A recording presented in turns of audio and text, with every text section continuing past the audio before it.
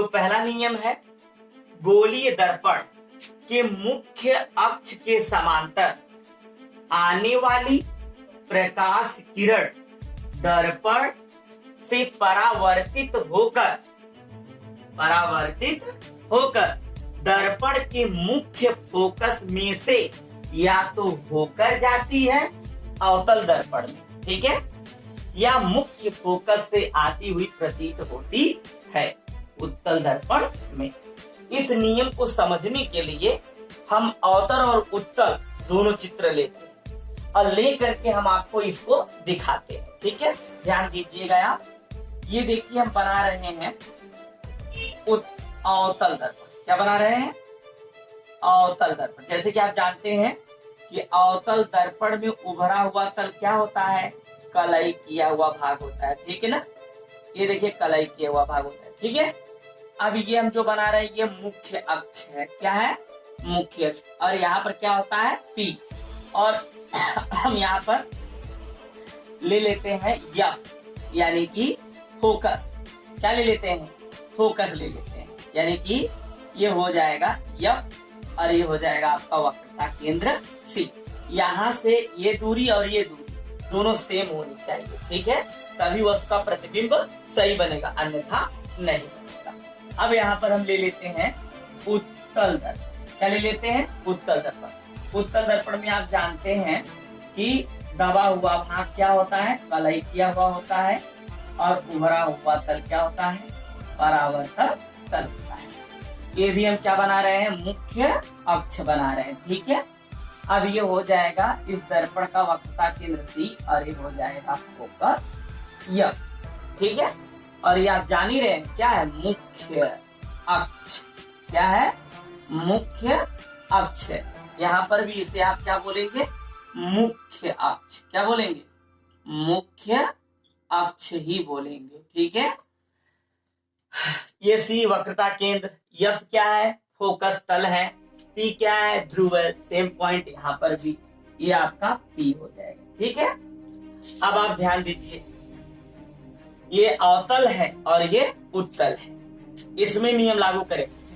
गोलीय दर्पण के मुख्य अक्ष के समांतर आने वाली, देखिए ये मुख्य अक्ष है, ये मुख्य अक्ष के समांतर, मुख्य अक्ष के समांतर आने वाली, ठीक है, प्रकाश की किरण दर्पण से परावर्तित होकर मुख्य फोकस में से या तो होकर जाती है। देखिए अब ये मुख्य अक्ष के समांतर आने वाली प्रकाश की किरण है, ठीक है, यानी कि आपतित किरण। कौन सी किरण? आपतित किरण। अब क्या कहा गया है? दर्पण से परावर्तित होकर, ये मुख्य अक्ष के समांतर आने वाली हो गई, अब परावर्तित होकर मुख्य फोकस से होकर जाती है। देख रहे हैं क्या? ये क्या हो रहा है आपका? मुख्य फोकस से होकर जा रहे हैं, ठीक है। कहां पर? अवतल दर्पण, ठीक है। अब मुख्य फोकस से आती हुई प्रतीत होती थी, यहाँ पर देख लीजिए आप, ये देखिए मुख्य अक्ष के समांतर जाने वाली प्रकाश की किरण है, ये मुख्य अक्ष के समांतर। आप समांतर रेखाएं जानते हैं ना, ऐसी दो या दो से अधिक रेखाएं जिनके बीच क्या हो? रिक्त स्थान हो, वे रेखाएं एक दूसरे को काटती नहीं है, तो वही क्या होती है? समांतर रेखाएं। तो ये मुख्य अक्ष है और ये मुख्य अक्ष के समांतर जाने वाली प्रकाश की किरण है। अब ये परावर्तित होकर, क्या होकर के? परावर्तित होकर के क्या होगा? मुख्य फोकस से आती हुई, यानी मुख्य फोकस से आती हुई, ये जो देख रहे हैं ना, मुख्य फोकस से आती हुई प्रतीत होती है। ये यहाँ पर लिखा है मुख्य फोकस से आती हुई प्रतीत होती है उत्तल दर्पण में। एक बार फिर से सुनिए। गोली दर्पण के मुख्य अक्ष के समांतर आने वाली प्रकाश की किरण दर्पण से परावर्तित होकर दर्पण के मुख्य फोकस में से होकर या तो होकर जाती है। तो अवतल दर्पण में, ये अवतल दर्पण है, ये मुख्य अक्ष है, मुख्य अक्ष के समांतर ये प्रकाश की किरण समांतर जा रही है, परावर्तित होकर मुख्य फोकस से होकर निकल जा रही है। और उत्तल में वही बोला गया है, या मुख्य फोकस से आती हुई। देख रहे हैं ना, ये मुख्य अक्ष के समांतर जा रही है, परावर्तित होकर के मुख्य फोकस से आती हुई प्रतीत होती है। यही जो डैश डैश दिखाया गया ये आती हुई प्रतीत होने का प्रतीक है। ठीक है, ये नियम याद रखिएगा। ठीक है, एक बार हम फिर से बोल देते हैं। ठीक है, गोली दर्पण के मुख्य अक्ष के समांतर आने वाली प्रकाश की किरण, आने वाली प्रकाश की किरण दर्पण से परावर्तित होकर दर्पण के मुख्य फोकस से होकर जाती है, मुख्य फोकस से होकर जाती है या मुख्य फोकस से आती हुई प्रतीत होती है। ये दोनों दर्पण का सम्मिलित भाग हो गया। एक नियम। दूसरा नियम, इसका भी अगर हम देखेंगे, मुख्य फोकस से होकर जाने वाली अवतल दर्पण में अथवा मुख्य फोकस की ओर जाने वाली उत्तल दर्पण किरण दर्पण से परावर्तित होकर मुख्य अक्ष के समांतर हो जाती है।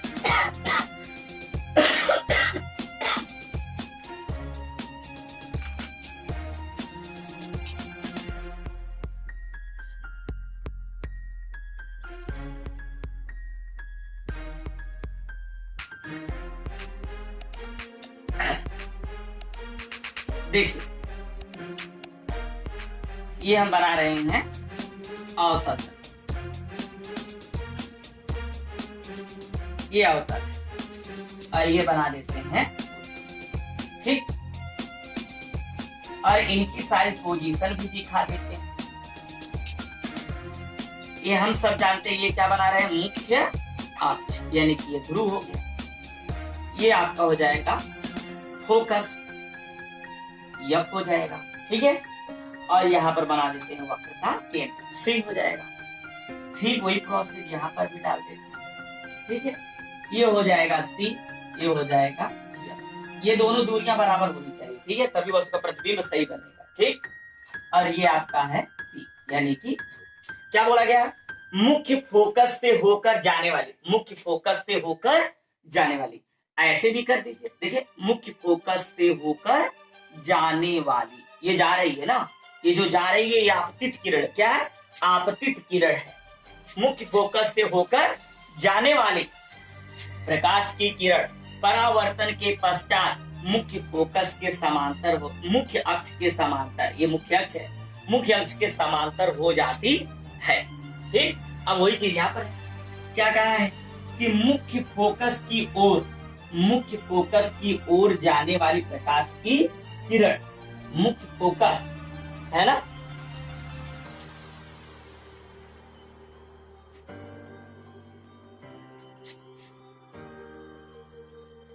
मुख्य फोकस की ओर जाने वाली प्रकाश की किरण।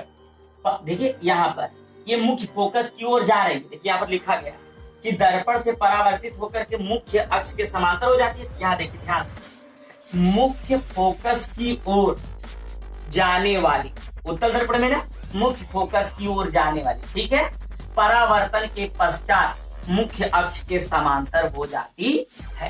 ठीक है, ये मुख्य अक्ष के समांतर हो जाती है। मुख्य फोकस की ओर जाती है लेकिन परावर्तन के पश्चात मुख्य फोकस की ओर हो जाती है, यानी कि मुख्य फोकस के समांतर हो जाती है। ठीक है, आइए फिर से इसको देखते हैं। मुख्य फोकस से होकर जाने वाली अवतल दर्पण में, यानी कि मुख्य फोकस से होकर जाने वाली प्रकाश की किरण परावर्तन के पश्चात मुख्य अक्ष के समांतर हो जाती है। किसमें, अवतल में। अब उत्तल में वही चीज कहेंगे, मुख्य फोकस से होकर जाने वाली, और यहाँ पर क्या बोला गया, अथवा उत्तल के लिए मुख्य फोकस की ओर जाने वाली। देख रहे हैं, मुख्य फोकस की ओर जाने वाली किरण दर्पण से परावर्तित होकर, देखिए दर्पण से परावर्तित होकर मुख्य अक्ष, ये मुख्य अक्ष के समांतर हो जाती है। दोनों को सम्मिलित भी है, अलग अलग बोलेंगे ऐसे अलग अलग बोलिए। मुख्य फोकस से होकर जाने वाली प्रकाश की किरण परावर्तन के पश्चात मुख्य अक्ष के समांतर हो जाती है। और उत्तल में बोलेंगे तो क्या बोलेंगे, मुख्य फोकस की ओर जाने वाली प्रकाश की किरण परावर्तन के पश्चात मुख्य अक्ष के समांतर हो जाती है। ये दो नियम हो गए। अब इसी का तीसरा नियम है। ठीक है, अभी तीसरा नियम अब आगे लेते हैं। ये तीसरा, वक्रता केंद्र से होकर जाने वाली, इस दर्पण में अवतल, अथवा वक्रता केंद्र की ओर जाने वाली उत्तल दर्पण किरण परावर्तन के पश्चात अपने मार्ग पर वापस लौट आती है। ठीक है, एक बार फिर से रिपीट करिए। वक्रता केंद्र से होकर जाने वाली, है ना। अब आइए दर्पण बनाते हैं, दोनों अवतल और उत्तल, है ना। चित्र ध्यान से देखेगा, आप सही से बनाइएगा।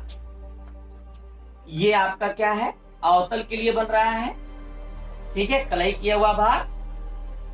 ये क्या है, मुख्य अक्ष है, और ये आपका ध्रुव हो गया।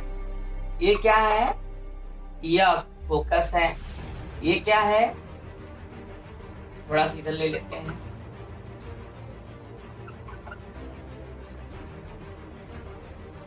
ठीक।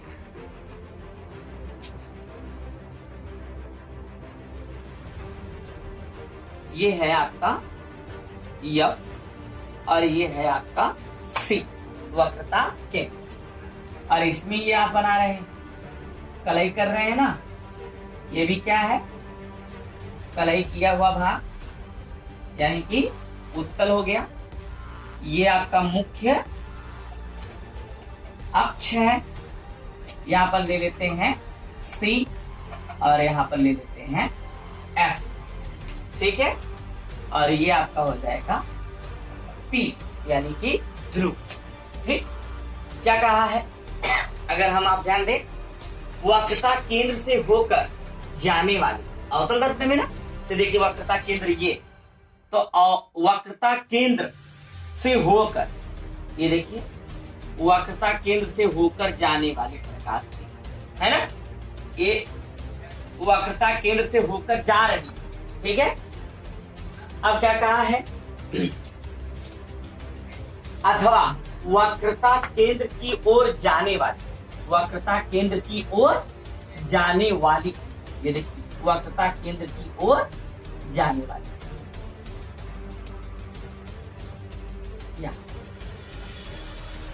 है ना। ये वक्रता केंद्र की ओर जाने वाली, ठीक है। और ये वक्रता केंद्र से होकर जाती। अब क्या कहा है, परावर्तन के पश्चात अपने मार्ग पर वापस लौट आती, यानी कि जब ये दर्पण पर पड़ेगी तो तुरंत वहां से परावर्तन होगा, तो परावर्तन होकर अपने उसी मार्ग से क्या करती है, वापस लौट आती। देखिए आप, उसी मार्ग से क्या कर रही है, वापस लौट आ रही, ठीक है। यही आपका हो गया गोलीय दर्पण द्वारा वस्तुओं का प्रतिबिंब बनाने के लिए 3 महत्वपूर्ण नियम, जिसमें से केवल हमें 2 नियम का ही प्रयोग करना है। कोई 3 में से 2 आप प्रयोग करिए और 6 स्थान पर वस्तुओं को रखेंगे और उसका हम प्रतिबिंब बनाएंगे, ठीक है। एक बार इसको फिर से ध्यान दे दीजिए आप। वक्रता केंद्र से होकर जाने वाली अवतल दर्पण में, वक्रता केंद्र से होकर जाने वाली अथवा वक्रता केंद्र की ओर, वक्रता केंद्र की ओर, ये प्रतीत होने वाली जो है, यही है की ओर जाने वाली उत्तल दर्पण में किरण परावर्तन के पश्चात अपने मार्ग पर वापस लौट आती है। देखिए ये जाती हुई दिखा रही है, ये वापस आती हुई, यहाँ पर ये जाती हुई और ये आती हुई दिखाती है, ठीक है। ये नियम सबसे सरल है।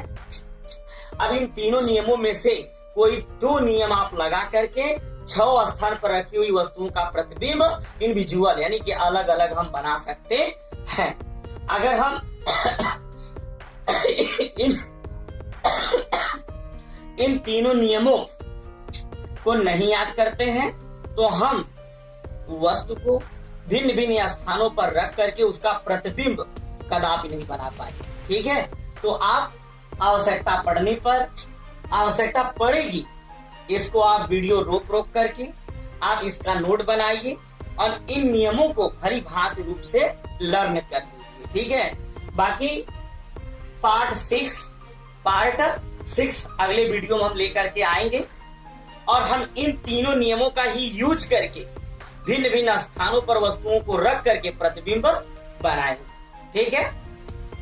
अगर यह वीडियो अच्छी लगती है, आप लोगों को समझ में आता है, तो मेरा चैनल चौरसिया कोचिंग को सब्सक्राइब करिए।